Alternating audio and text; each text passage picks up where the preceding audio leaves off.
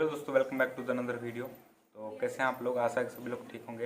And आज के इस वीडियो में हम लोग बात करेंगे रेलवे ग्रुप डी के ज्वाइनिंग से रिगार्डिंग जो ज्वाइनिंग लेटर आता है उसमें क्या क्या प्रोसेस है और क्या क्या डॉक्यूमेंट्स उसमें मांगे जाएंगे, ठीक है। और उसमें क्या क्या लिखा रहता है ज्वाइनिंग लेटर, हम अपना ज्वाइनिंग लेटर खुद दिखाएंगे, ठीक है। जो हमको ज्वाइनिंग लेटर आया था और उसमें क्या क्या लिखा रहता है, क्या क्या मांगा जाता है, क्या क्या प्रोसेस है, जो भी चीज़ रहेगा वो आपका क्लियर हो जाएगा, ठीक है। ज्वाइनिंग लेटर के बारे में हम बता देते हैं कि ज्वाइनिंग लेटर जो हम लोगों को थोड़ा लेट से आया था, बाकी सारे जोन का ऑलमोस्ट हो गया था। हम लोगों के जोन में थोड़ा केस चल रहा था, उसके कारण थोड़ा लेट हो गया। तो हम लोगों का ज्वाइनिंग जल्दी करवाने के लिए हम लोगों का ज्वाइनिंग लेटर बाय मेल भेजा गया था, ठीक है, मेल से। तो ऐसा नहीं है कि आपको ज्वाइनिंग लेटर मेल से ही भेजा जाएगा, वो लोग खुद ही बता रहे थे कि कुछ लोगों को बाय पोस्ट भी भेजा गया जिसका मेल पे मतलब सेंड नहीं होता था। अगर मेल बंद हो गया या कुछ ऐसा एक ख़राब हो गया, मतलब किसी का ईमेल आईडी एक्टिव नहीं रहता, ठीक है। तो अगर आप किसी का ईमेल के थ्रू नहीं गया या नहीं वो आ पाया टाइम से, तो उसको बाय पोस्ट भेजता है, तो वो अलग बात है। लेकिन बहुत सारे जोन बाय पोस्ट ही भेजते हैं, तो बाय पोस्ट वो आपको ज्वाइनिंग लेटर आएगा। हम अपना ज्वाइनिंग लेटर दिखाएंगे उसमें, ठीक है, कि उसमें क्या क्या लिखा हुआ था। ज्वाइनिंग लेटर उसमें एक कागज़ पेज था, हमको तो बाय मेल आया है, तो उसमें वही देखिए एक पेज था जो कि हम निकलवाए थे। बाकी 8 पेज का एटेस्टेशन फॉर्म था, ठीक है। वो भी आपको इस वीडियो में देखने को मिल जाएगा। हम अपना ज्वाइनिंग लेटर दिखाएंगे, तो चलिए स्क्रीन पे मिलते हैं।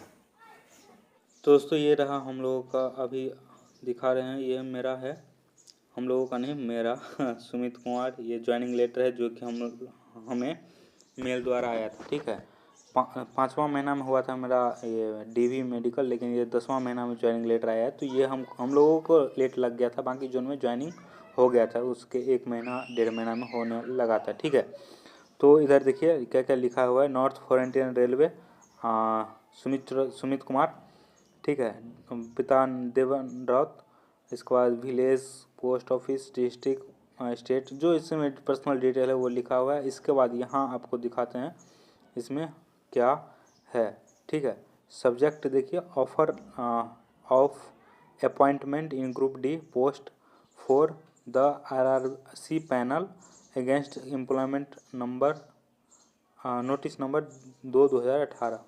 हाँ, तो यहाँ पे देखिए, यहाँ पे क्या लिखा हुआ है, इंजीनियरिंग डिपार्टमेंट, यहाँ पे engineering department in learning division.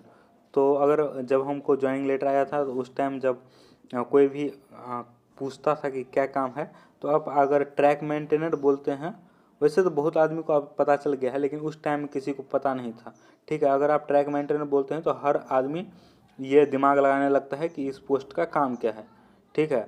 तो बहुत से लोग क्या, हम लोग ये चाहते हैं कि कोई मेरे बारे में ये नहीं जाने कि हम लोगों का काम क्या करेंगे, क्योंकि हम लोगों का काम ही कुछ इस तरह का रहता है। तो जब ट्रैक मेंटेनर है तो ट्रैक मेंटेनर आप बोलिएगा, तो आप ट्रैक मतलब वो पटरी निकाल लेगा, और मेंटेनर में से इसको मेंटेनेंस करना, मतलब ट्रैक पर जो काम करता है वही है ट्रैक मेंटेनर। तो ऐसा नहीं कहा कि हम क्या बोलते हैं, इंजीनियरिंग डिपार्टमेंट में, सॉरी सिविल इंजीनियरिंग डिपार्टमेंट है में हेल्पर का काम है, हेल्पर, ठीक है। आप बोल सकते हैं, कोई गलत नहीं आप बोल रहे हैं, ठीक है। तो ये बोल के हम जब ज्वाइनिंग मेरा लेटर आया था उस टाइम हम जो घर पे थे, तो हम यही बोलते थे कि सिविल इंजीनियरिंग डिपार्टमेंट में हेल्पर का काम था। और इसके बाद वो दिमाग ही नहीं लगाते थे कि भाई इंजीनियरिंग इंजीनियरिंग, मतलब घर का आदमी उतना, घर का आदमी या जो अड़ोस पड़ोस का आदमी है उसको अगर आप ये बता दीजिए कि ट्रैक मेंटेनर है, तो वो जज करने लगते हैं ना। तो वो चीज़ नहीं, कहने का क्या ज़रूरत है, ठीक है। कोई भी हमको क्यों जज करे, इसके लिए आप सिविल इंजीनियरिंग डिपार्टमेंट में हेल्पर का काम है ये बोल के आप निकल सकते हैं, ठीक है। वो तो अलग बात होगी। अब बात करते हैं कि क्या क्या यहाँ पे जो है वो मिलेगा, मतलब कौन क्या क्या लेकर जाना पड़ेगा 1 से लेकर 7 तक, ठीक है। इसका बात कर लेते हैं। तो यहाँ पे आपको अपने डीआरएम बिल्डिंग जो हम लोगों का था वहाँ पे जाना पड़ेगा। और यहाँ पे डीआरएम बिल्डिंग में बहुत सारा ऑफिस होता है, ठीक है, हर एक डिपार्टमेंट का। तो हम लोगों को अगर जिस भी डिपार्टमेंट मिलता है, जिस भी डिपार्टमेंट में, उस डिपार्टमेंट में जाना पड़ेगा। तो यहाँ पे देखिए रिपोर्ट करना रहता है चीफ ओएस ESTT मतलब नहीं समझ में आ रहा है। इंजीनियरिंग कैडर करके एक रहता है हम लोगों में, ठीक है। उसी तरह सबका अलग अलग होगा, सब डिपार्टमेंट का, अंडर DRMP लमडिंग। तो इसी कैडर में अभी जो भी हमारा काम रहता है ज्वाइनिंग से लेकर, ज्वाइनिंग हुआ था तो उसी में हुआ था, अभी जो भी काम रहता है ऑफिस का, जैसे NOC लेना हो या कुछ भी, तो सारा इंजीनियरिंग कैडर के अंदर ही होता है हम लोगों का, ठीक है। क्योंकि हम लोगों का डिपार्टमेंट इंजीनियरिंग डिपार्टमेंट है, तो इसी का ऑफिस का नाम है इंजीनियरिंग कैडर, और जो कि DRMP लमडिंग में है। तो बस उसी के अंदर का हमारा सारे काम होता है। तो वहीं पे आपको रिपोर्ट करना पड़ेगा जब आपको ज्वाइनिंग करने जाइएगा, तो अपने डिवीज़न में इंजीनियरिंग कैडर में, अगर ट्रैकमैन मिला है तो इंजीनियरिंग कैडर, बाकी और दूसरा मिला है तो दूसरे जो वहाँ पे लिखे होंगे, लिखा आएगा आपको कि आपको कहाँ रिपोर्ट करना है, वहाँ पे जाकर आपको उस ऑफिस में जाना है, ठीक है। बाकी आप बात कर लेते हैं कि कौन कौन से डॉक्यूमेंट है यहाँ पे। तो डॉक्यूमेंट की जहाँ तक बात करें तो यहाँ पे लिखा है ऑल, एक नंबर में देखिए, ऑल सर्टिफिकेट या टेस्टिमोनियल्स इन ओरिजिनल सर्टिफिकेट चाहिए यहाँ पे। एजुकेशनल, जितना भी आप डिग्री किए हैं, ठीक है, एजुकेशनल क्वालिफिकेशंस जितना भी आपके पास है। वहाँ पे DV में आप बोल रहे थे, सब आदमी बोल रहा था कि 10th तक का ही लिया है DV में, तो कोई बात नहीं, वहाँ पे वेरीफाई करना रहता है कि आप एलिजिबल हैं कि नहीं। जब आप एलिजिबल हो गए तो आप इसके बाद ही आपका फाइनल निकला है, आपको आप ज्वाइनिंग देना है। तो ज्वाइनिंग में आपका सारा क्वालिफिकेशंस जितने भी हैं, चाहे वो 12th हो, ग्रेजुएशन हो, या फिर और भी अदर डिग्री हो, वो आप लगा सकते हैं इसमें। और इसका अगर अदर डिग्री का आपको 10th मार्कशीट और ओरिजिनल सर्टिफिकेट, ये दोनों लेकर जाना पड़ेगा। कास्ट सर्टिफिकेट, बहुत से लोग ये कमेंट कर रहे थे कि कास्ट सर्टिफिकेट फिर से हमको ओरिजिनल बना कर लेकर जाना पड़ेगा जो फॉर्मेट पे, या क्योंकि वो दे दिए हैं वहाँ पे।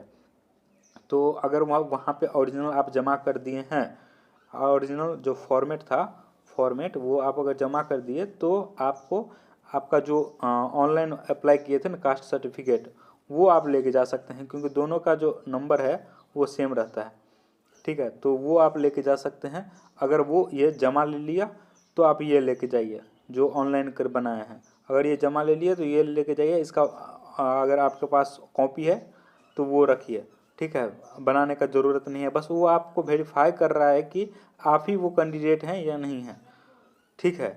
यहाँ पे फॉर वेरिफिकेशन, डॉक्यूमेंट वेरिफिकेशन तो हो गया है मेरा, वेरिफिकेशन कि वही आदमी है या दूसरा आदमी यहाँ पे आप फिर से आ गया, ठीक है। तो वो चीज़ कर देखने के लिए आपको आपका जो सारा ओरिजिनल डॉक्यूमेंट मांगता है वहाँ पे, ठीक है। तो वो चीज़ है। कास्ट सर्टिफिकेट आप देख लीजिएगा। बाकी एडमिट कार्ड कौन सा, तो जितने भी एडमिट कार्ड्स हैं आपके, ठीक है, DV CBT 1 का, PET का, DV का, वो सब आपको चेक करेगा, मतलब वो सब आप रख लीजिएगा जितना भी है आपके पास, ठीक है। मार्कशीट्स ETC, मतलब ये जितना भी डॉक्यूमेंट है ना वो सब सारा आप रखिएगा, क्योंकि वहाँ पे वेरीफाई करेगा कि आप ही वो कैंडिडेट हैं या नहीं। तो अब इसके बाद है 10 फोटो लगेगा आपका, ठीक। इसके बाद है 3 नंबर में एटेस्टेशन फॉर्म, हाँ, number G124 in triplet in original.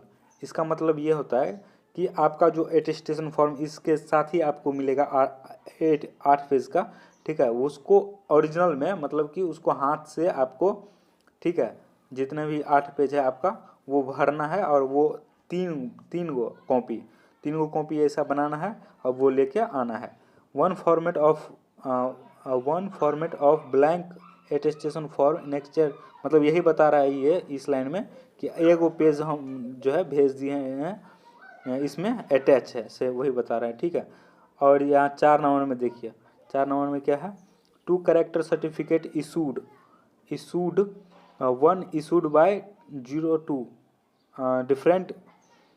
2 different gazetted officer and another by head of institution last attendant. मतलब कि आपका 2 आपको कैरेक्टर सर्टिफिकेट बनवाना है, एक में 2 रहेगा जिसमें आपको किसी गैजेटेड ऑफिसर से ये बनवाना है, ठीक है। और जो एक जो रहेगा इसमें जो यहाँ पर आप जो लास्ट क्वालिफिकेशन आपका है, जैसे ग्रेजुएशन है लास्ट, या कोई MA किया है, ठीक है, तो MA किया है या MSc किया है, तो वो आप पोस्ट ग्रेजुएशन, तो वो जहाँ से किया जिस भी यूनिवर्सिटी से, वहाँ का सिग्नेचर होना चाहिए, ठीक है, वहाँ का वहाँ से वेरीफाई होना चाहिए। तो वो चीज़ मांग रहा है यहाँ पे कि आप ठीक से पढ़ लीजिए, आपको हम पूरा यही दिखा दिए हैं, तो आप ठीक से यहाँ पर पढ़ लीजिए क्या लिखा है। 2 different gazetted officers and another by head of institution last attendant, तो ये चीज़ है। अब 5 नंबर में है photo copy of pan card, 6 number में है photo copy of nationalised bank account. बहुत से लोग बोल रहे थे SBI ही चलेगा, ऐसा कुछ नहीं है भाई, आपकी जो भी नेशनल राष्ट्रीयकृत बैंक है, ठीक है, उसका अकाउंट का पासबुक का फर्स्ट पेज सैलरी के लिए वो आपको लगेगा। इसके बाद 1 ब्लैंक चेक बुक, जो भी लोग का पैन कार्ड नहीं है या फिर चेक बुक नहीं है, वो चेक बुक के लिए अप्लाई कर दीजिए अपने बैंक में जाकर, ठीक है, क्योंकि चेक बुक लगेगा ही, ठीक है। 1 कैंसिल चेक बुक, इसलिए चेक अप्लाई कर दीजिए अगर नहीं है आपके पास तो ये सारी चीज़ें हैं जो कि आपको देखना था, ठीक है। वो सारी चीज़ें हम आपको दिखा दिए, जो भी डाउट होगा वो क्लियर हो गया होगा आई थिंक। और भी कोई डाउट हो तो आप कमेंट करके पूछ लीजिए। बाकी मिलते हैं नेक्स्ट वीडियो में। कैसा लगा आज का वीडियो कमेंट करके ज़रूर बताइएगा। मिलते हैं नेक्स्ट वीडियो में, तब तक के लिए अपना ख्याल रखिए।